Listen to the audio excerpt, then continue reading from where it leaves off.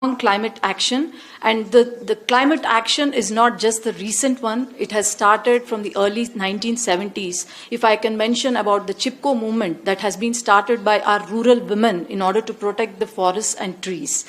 India has made great strides towards meeting and even exceeding its initial NDCs under the Paris Agreement. Emission intensity of GDP has already reduced by 24% over 2005 levels.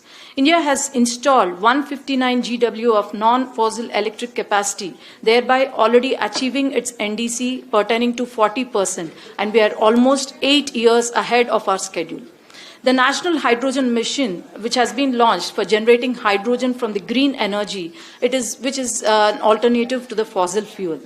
India's forest and tree cover is steadily increasing, and it is about 26.4%, of which the India has added 23 wetlands to the Ramsar sites in the last 3 years, and now we are the largest network of Ramsar sites in the entire South Asia. And also, women in India are called Shakti. That means we have the power to.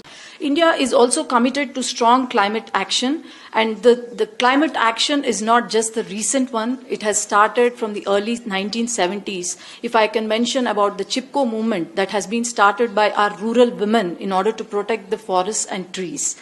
India has made great strides towards meeting and even exceeding its initial NDCs under the Paris Agreement. Emission intensity of GDP has already reduced by 24% over 2005 levels.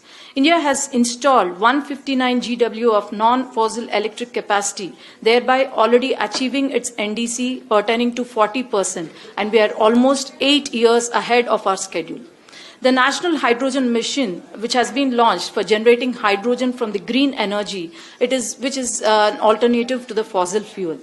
India's forest and tree cover is steadily increasing, and it is about 26.4%, of which the India has added 23 wetlands to the Ramsar sites in the last 3 years, and now we are the largest network of Ramsar sites in the entire South Asia.